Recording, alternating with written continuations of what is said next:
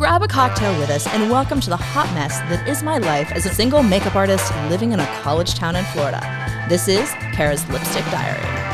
Hey guys, we're back. Have you hit that subscribe button? You know you want to. Hit that subscribe button. It's super important. Anyway, it is almost the end of Pride Month, which I always love Pride Month, but apparently the biggest this year are out in force, really hating on it. And there's all sorts of shit happening politically with laws, all this stuff. That's pretty freaking terrible. So Ben is back and we're gonna sit down and we're gonna shoot the shit about this. And you know we need a cocktail to do that. So Ben and I both really like Empress Gin. I mean, you guys know how much I love Empress Gin. It's like my favorite thing out there. So we're making some sort of fancy Empress Gin thing that requires me to muddle. And we know I'm not really good at this muddling shit, but we're gonna try. So I'm supposed to put in some strawberries. Diced up. Okay, we're putting them in. Don't spill the strawberries. Oh God, I don't know if that's enough. Hopefully it's enough. And then I need some lime or lemon juice. This is a lemon, not a lime. All right, and we're gonna put the lemon juice in. You know I only do fresh lemon juice because like I'm kind of a bitch about that. But okay, there's like one. I think I need more than that.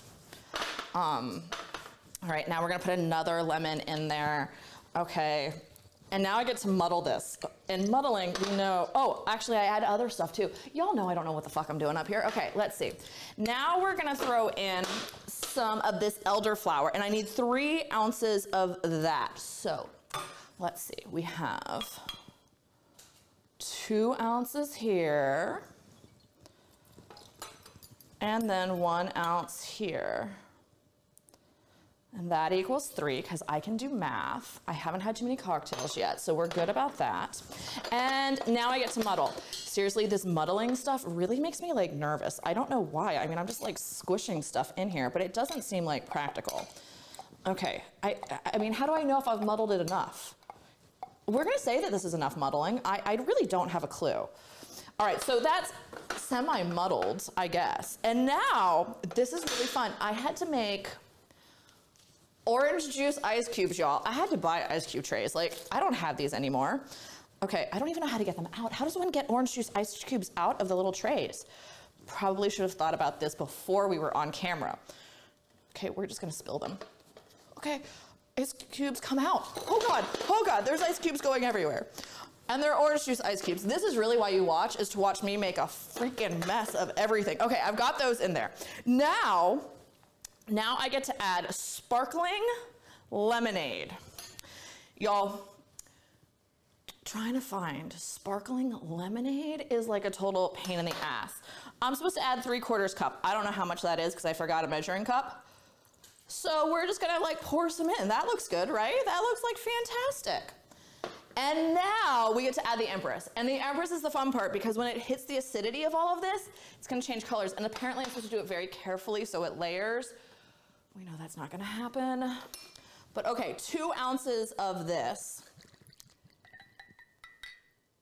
There we go, 2 ounces. Don't screw it up, Kara. Make the pretty magic happen. Okay, let's see if I can layer this. Oh God, I'm spilling it everywhere. I don't think I did a good job of that. That was not effective. If y'all are good at making cocktails, you can make this look really pretty. I've seen it, it looks really pretty. Hopefully it tastes good. Well, have you hit that subscribe button? Hit it now and join us while we have this interesting conversation about what the hell's going on in our community right now. Enjoy your cocktail. All right, I am so excited. Ben, thank you so much for coming on this episode. For having me. Yes. This has been by far one of the weirdest Pride months that I've ever lived through. There's a lot that's been going on. Yeah, I mean, it's a whole lot. A whole lot. A whole lot. A little scary. Yeah. Little scary. So because it's Pride and it's been a scary Pride month, we need some extra sparkle. And you know that like I love me some sparkle. So we're gonna add some iridescent. I was scared to do the mystery pack because if like we added green to this cocktail, it would just like it would look really gross. Yeah. But I think iridescent will look quite lovely in this cocktail. Let's see if I can get this open. There we go. Yeah, and then oh, it's pretty. It's gonna be really pretty, I think, you guys. Very pretty in the cup. Oh, look at it. It's so sparkly. Oh, okay. Yeah. Now that we have our sparkle in our cocktails, oh, yeah. let's spill the fucking tea on all this shit. Okay. Okay. So, Pride Month. Normally, it's just such a happy month with all the sparkles and all the rainbows and everyone like being themselves, and I love it. And well, this month, this year, we have people who are destroying things at Target because rainbows are just terrible now. We have crazy fucking legislation and bills being passed. We have people throwing out their Budweiser. Like, y'all, this shit has gotten nuts. It's really crazy, like we were saying, and it's scary too. You know, especially as we're going into Pride Month, when we do generally want to celebrate and have a good time, and just enjoy the fact of who we are. Right. And right now, everyone feels like they have to hide. Yeah. And literally, so I talked to you about this when I first invited you to come on this episode. I have never had so many people ghost me completely about coming on the show to talk about something. And it was so many of my friends who fall under the spectrum of homosexuality in some way. Y'all, I'm dyslexic. All these letters, I'm super confused. Like, my brain is not processing them all. So I'm going to say them wrong if I try to say them. The same legitimate way. Yeah, exactly. Like, I'm so dyslexic, and I'm like, oh my God, it used to be 3 letters, and my brain does not process this, but I don't want to leave anybody out. But I wanted to do this topic, and like literally people were telling me they were scared to come on, or they just completely ghosted me. Yeah. I mean, I think even for myself, it's a little nerve wracking. It is. You know, it's not a topic that right now is easy to discuss. And, you know, I made a post recently, a pride post on Facebook, and even doing that was nerve wracking. Right. And we have come so far in our society for people to be able to be themselves, to live openly, to have these huge setbacks is just crazy to me. You know, I'm an ally, and I want to stand with all of my friends and support you and cheer you on. And yet, you know, people are freaking terrified. Yeah. After being 40 years old now, and I've mentioned this on my post, but it took me 24 years to even come out to anyone and talk about myself and even just say the word I'm gay. Right. Took 24 years of, being scared. You know, I'm from a state that has always been anti-LGBT, and from Kentucky. And that was always just something I did not want to do. And it put that pressure on me to be something I wasn't, you know? And now that I moved out, I moved here, I turned 24, and I was like, okay, you can finally be you. Say it and start learning to be me. Yeah. Everybody's always processing who they are and internalizing for their whole lives. Yeah. And now at 40, when I'm finally a little more comfortable with who I am, even though not fully. I mean, are any of us fully? We're all getting there. No one ever is. But the fact that now some of these laws are coming into effect and being passed, and just the idea that they can make it to this point. That's what is terrifying. Yeah. I mean, literally, when we are banning drag queens, I'm sorry, we're aware that drag has been part of entertainment forever. Literally ever. Like, let's go back to Shakespeare. Yeah. Women were not allowed to perform in theater. Yeah. So all the female parts, were played by men. Men in dresses in Shakespeare. Forever. You look at so much of our media that we love, whether it's Mrs. Doubtfire, Tootsie, all of these like classic movies. Yeah. It's drag. You even look at like Peter Pan. Peter Pan is typically played by a woman. Yeah.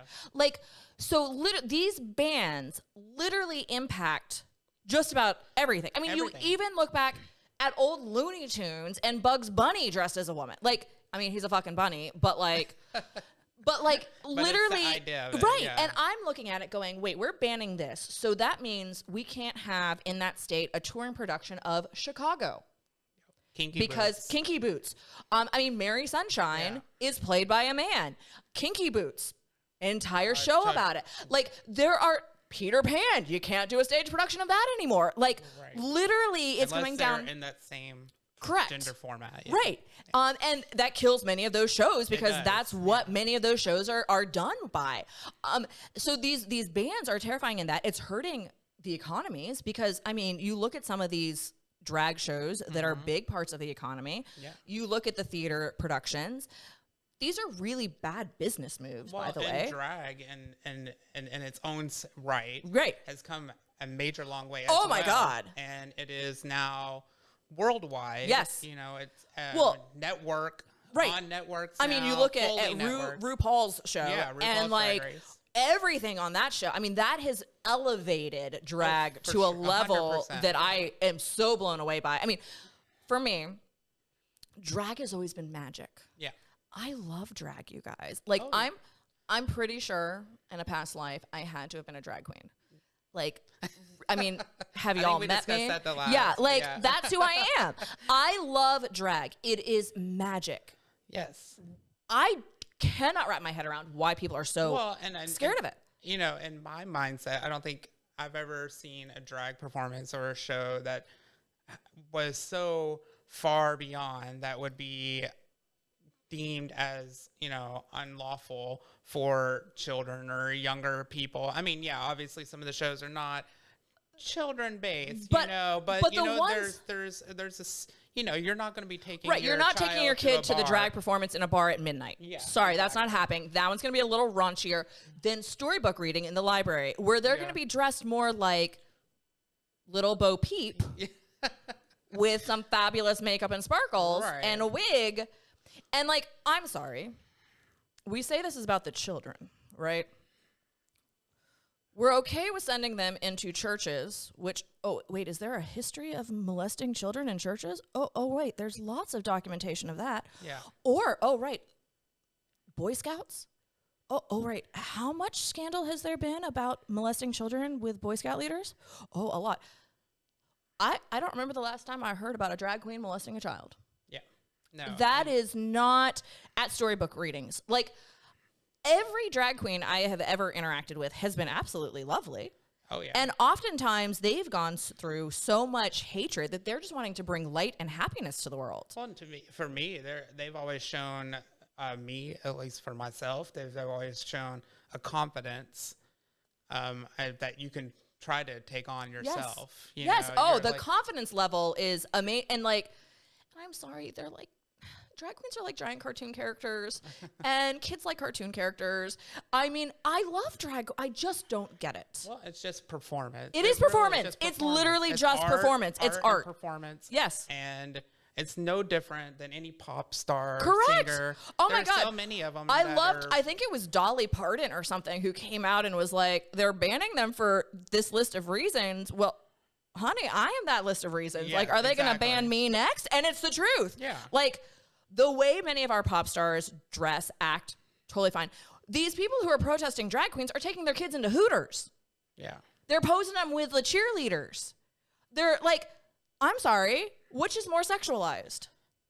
The Hooters girl. Yeah, for sure. Like, and I ain't got no problem with a Hooters girl, but like, you're upset about taking a child to a drag queen, reading them a storybook, and you're not upset about prancing them into Hooters and having them at 4 years old pose with the Hooters girls in provocative ways. Yeah, and I've talked with several friends about the nature of the beast as far as drag queens versus, you know, like we're talking pop stars or Hooter girls or the ideal that women, and it is a lot with the women, dress in a certain way is okay. Right. But it should be okay. Queen, Don't tell me it's not. No, and it's definitely okay, but it's the idea that it's the baiting of the fact that the drag queen cannot be that way, and if they are, then it is a hindrance to children or young adult or whatever. And it's so, which makes no sense whatsoever. Because they can praise all these others for doing such, but they can't do that for drag queens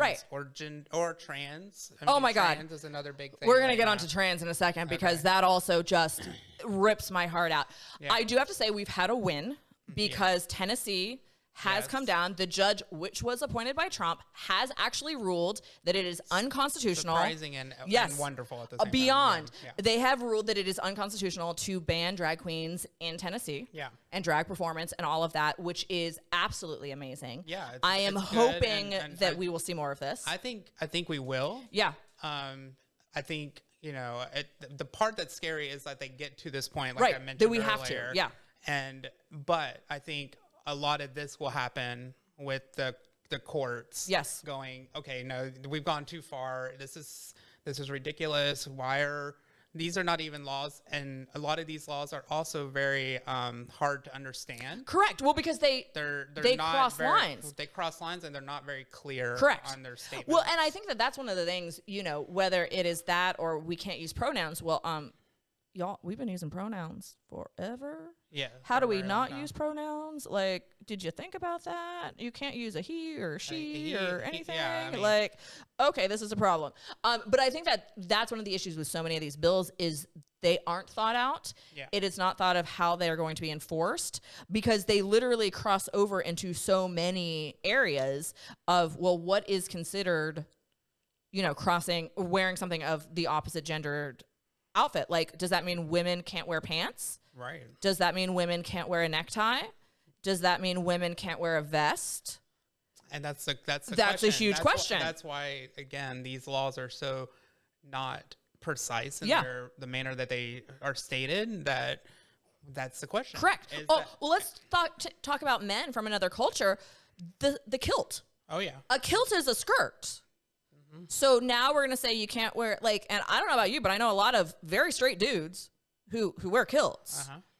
But suddenly that would fall under, it was not thought out at all. So I am very proud of the judge in Tennessee who has come down and said, hey, this is unconstitutional. Like you said, I'm hoping that's leading the way for other. Me too. For other courts to just realize these laws are just going way beyond necessariness and they're going into hate. Aren't we supposed to be the land of the free, y'all? Ain't that the thing? That means we should be allowed to we need rules and regulations, but telling people rules and regulations, right, but telling people that they can't wear what they want to wear, that's a whole nother level, y'all. Y'all have just seriously crossed a damn line. I mean, I understand to a point where, if it's totally disrespectful of somebody or if it's in harm of someone, that's a different story. There's a difference between actually harming someone and creating false fear of someone being harmed. Yeah. So the transgender topic. I was just in Miami at a national conference, and last night of the event, I'm sitting there and I'm at a table with other women, and they were not from Florida, and they looked at me and were like, "Yo, your state." And they're like, you don't have to answer how you feel. And I was like, oh, honey, I will answer. My state has lost its damn mind. One of the women at the table was married to a transgender male. Okay. And he traveled with her to the conference and was terrified. He had been terrified for weeks leading up to it that where would he go to the bathroom? Yeah. Literally going to the bathroom could mean that he would get arrested or even possibly assaulted and killed. And he was terrified, literally terrified. And she was like, this is the scare. She goes, I had to come to this conference. It was, part of my job, but we were terrified. And I'm like, the fact that there had been travel notices, that's the scary. Yeah, travel alerts not to come to the state of Florida. Wait, what happened? Why did it stop? Oh, right. We're splitting the episodes into 2 parts now, which is super important that you hit that subscribe button. Hit it now because you might miss out on the second half of this episode. So hit the subscribe button right now, and we'll see you in about a week for the next half of the episode, okay? All right, hit that subscribe button.